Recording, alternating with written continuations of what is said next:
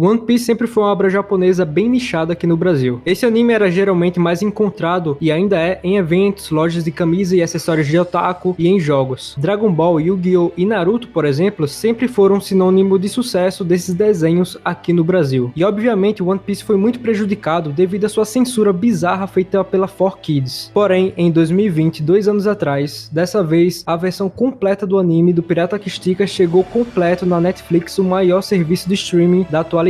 E por mais que a dublagem tenha dividido opiniões, é indiscutível a barreira que o anime quebrou por causa dela. Várias crianças, várias pessoas mais velhas, mães, pais, irmãos, foram convertidos para essa obra do Eiichiro Oda devido a essa maior acessibilidade para o público geral. Esse contexto todo que eu acabei de falar foi só para dizer a seguinte frase: One Piece está gigante aqui no Brasil finalmente. E essa semana lançou o filme Red, que apesar de não ser canônico, tem inúmeros detalhes que conectam com a obra principal. Várias revelações, mais especificamente sobre o Shanks e muito mais. E é exatamente sobre isso que a gente vai falar no vídeo de hoje. Mas antes de mais nada, vocês estão aqui no canal Supernovas, o canal favorito do Eiichiro Oda. Meu nome é Isaac, eu estou aqui com meu amigo Samuel. E aí, galera? E sem mais delongas, vamos pro vídeo.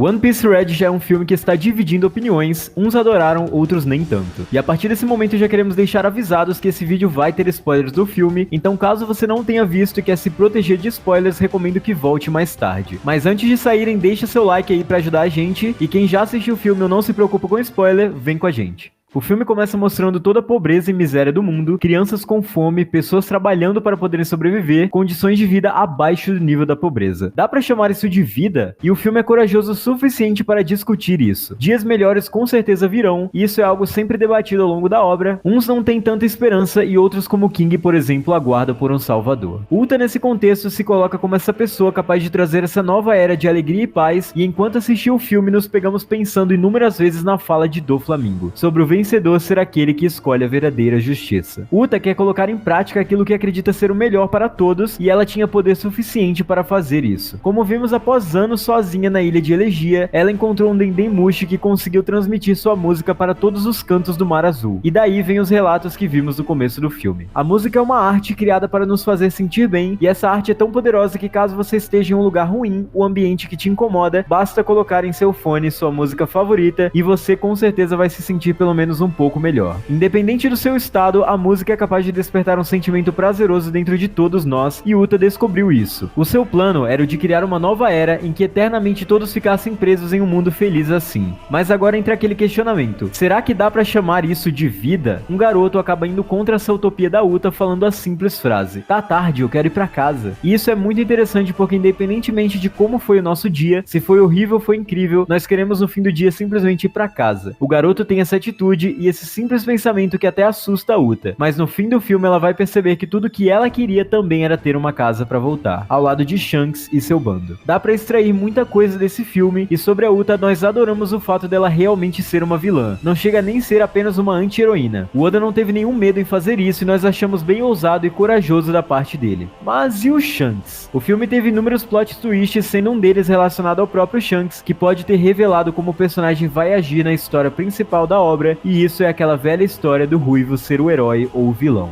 Shanks é um personagem que não tem uma grande participação nesse filme, infelizmente, mas quando ele aparece é de explodir o cinema. Acontece que toda a relação dele com a Uta é muito bem trabalhada e muito bonita, apesar dele não ter tanto tempo assim. Nós vemos que ele realmente gosta dela e acaba sendo um pouco egoísta por isso. Ao chegarem no reino de Elegia, eles percebem que é o melhor lugar para Uta ficar, que aliás é algo que ele faz com o Luffy também. É aquele padrão: se você se tornar tal coisa, você será digno disso. No caso do Luffy, é a devolução do chapéu, e da Uta entrar novamente pro bando do seu pai. E o filme não só tem essa semelhança, porque também foi mostrado como Uta foi encontrada dentro de um baú que provavelmente Shanks achou ou saqueou. E nesse momento é mostrado que o mesmo aconteceu com ele. Roger e Rayleigh tiveram o mesmo papel que ele tá tendo agora, e aí fica aquela dúvida: como é que o Shanks foi parar naquele baú e o Roger e o Rayleigh acabou pegando esse baú? É muita coincidência. A gente já fez inúmeros vídeos sobre isso, sobre a família do Ruivo, então a gente vai deixar o link aí no comentário fixado. Mas voltando aqui pra Uta e pro Shanks. O filme filme é muito inteligente em mostrar a despedida desses dois, e a gente vai comentar aqui alguns plot twists deles, que pra mim é o ponto forte desse filme. A ilha Elegia foi totalmente destruída, sobrando apenas Gordon e Uta. Gordon disse que essa destruição foi feita pelos piratas do Ruivo, e vimos eles longe da ilha rindo com vários tesouros roubados em volta. Quem é a favor do Shanks herói deve ter tremido um pouco na base, e eu sinceramente fiquei um pouco com medo. Eu pensei, será que Samuel acertou e o Shanks realmente é um vilão? Não, não pode ser. Claro que pode ser, meu amigo, não é um filme que vai mudar isso não, parceiro. O Shanks continua sendo vilão. E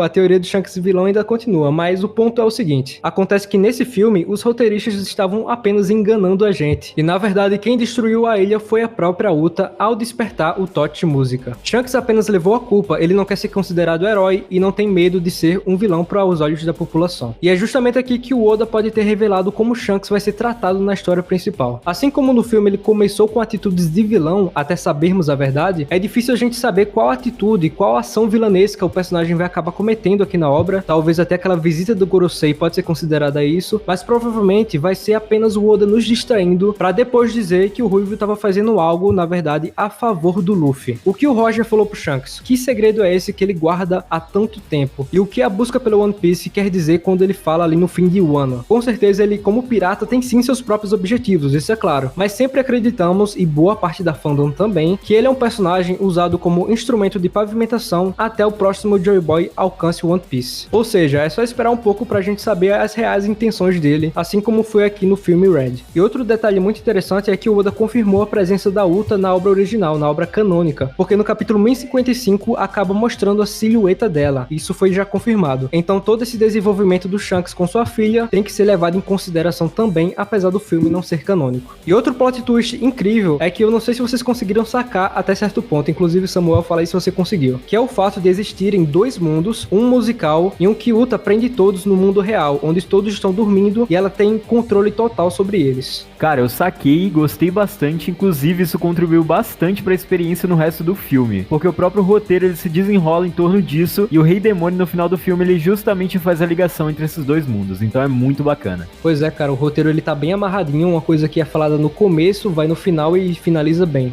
E o filme mescla muito bem esses dois momentos, apesar de alguns momentos ficarem um pouco confuso, mas quando tudo é bem explicado, acaba sendo uma ideia muito boa. Porque a pergunta que sempre foi feita pro longa foi o seguinte: como o Shanks vai estar no mesmo filme que o Luffy se ele não pode se encontrar com o Luffy? Isso deve ser feito na obra principal, obviamente. E a resposta é que eles estão no mesmo lugar, mas ao mesmo tempo não estão. E é nesse momento do filme em que o cinema simplesmente explode. Foi onde eles acabam ligando esses dois personagens com o uso do Haki da observação para que eles se conectem entre os dois mundos e assim destruíram o Tote Música. E todo elogio é pouco pra essa cena, inclusive, cara, todo mundo gritou, foi incrível. E além disso, tivemos um vislumbre rápido do Luffy Gear 5. Também tivemos o Sanji usando as chamas azuis, ou seja, duas coisas aí que já acontecem depois do arco de Wano. E no finalzinho do arco de Wano, na verdade. Ou seja, se o filme fosse canônico, ele se passaria um pouco depois de Wano, talvez ali antes de Egghead, e a Big Mom aparece nesse filme e o Kaido não, cara. Será que é uma dica aí que ela talvez esteja viva, talvez? Caramba, verdade, eu não tinha pensado nisso. Ô, louco. Isso vai ficar no vídeo, tá?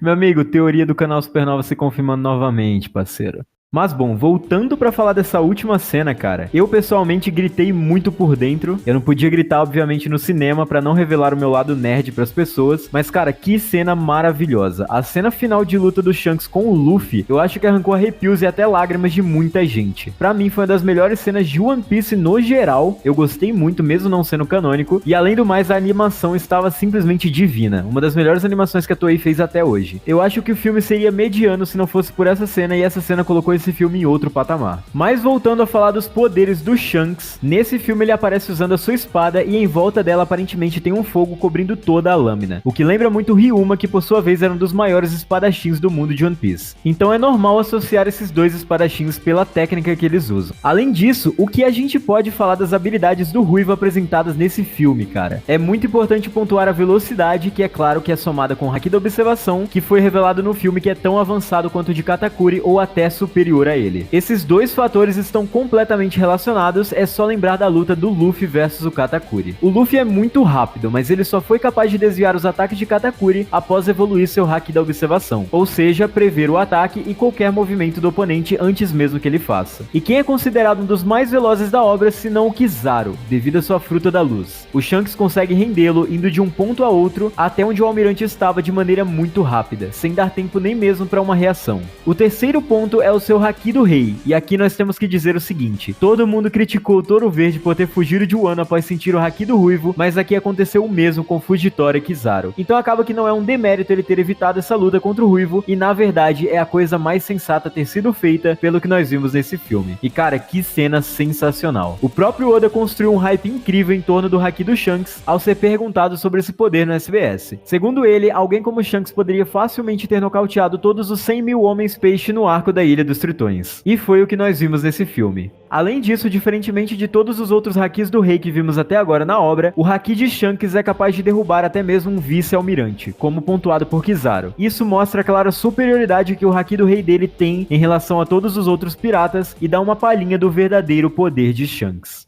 Bom, a gente fez aqui uma análise bem aprofundada do filme e tudo que ele representa para a obra, além de algumas teorias. Mas a pergunta que fica é: o filme é realmente bom? E assim, como a gente falou no começo do vídeo, esse filme já tá dividindo bastante opiniões. Eu falo por mim e digo que para mim é meu filme favorito de One Piece. E você, Samuel, o que você achou desse filme aí? Cara, pra mim esse filme é sensacional. O começo dele é um pouquinho maçante pra quem não gosta muito do estilo musical de filmes, eu, por exemplo, mas a partir do plot da Uta, onde ela revela ser a verdadeira vilã do filme, aprisionando todo mundo naquela ilha, o filme começa a ficar muito interessante e, como eu disse antes, o final é perfeito. Então, Samuel, é justamente por isso que a gente acabou separando aqui algumas críticas que a galera tá comentando e a gente vai ver se faz sentido ou não. A primeira delas é: o filme tem muita música. E nisso eu concordo até certo ponto, pode até cansar algumas pessoas. Primeiro começa com uma música, a principal da Uta sobre a nova era, e é uma música de apresentação ao filme. Até aí tudo bem. A segunda música que é tocada no filme também é uma música de apresentação, só que dessa vez uma apresentação aos poderes dela, poderes de ataque, que ela até acaba aprendendo ali o Oven e a Brulé. E se seus poderes estão ligados à canção, ela teria que cantar, obviamente. Eu não vejo problema nisso. A única parte que eu pensei, caramba, que saco, outra música, foi no flashback onde ela está pequena cantando pro bando do Shanks. Mas até nisso eu achei que o filme se equilibrou muito bem, porque em certo momento a música simplesmente para e mostra o Luffy dormindo junto com o bando do Shanks ali. Já as cenas seguintes, eu acho todas elas muito boas por causa das músicas, as músicas estão excelentes, então eu não vi muito problema nisso. A segunda crítica, Samuel, eu acho que essa que você não viu, é que o filme não tem boas cenas de ação.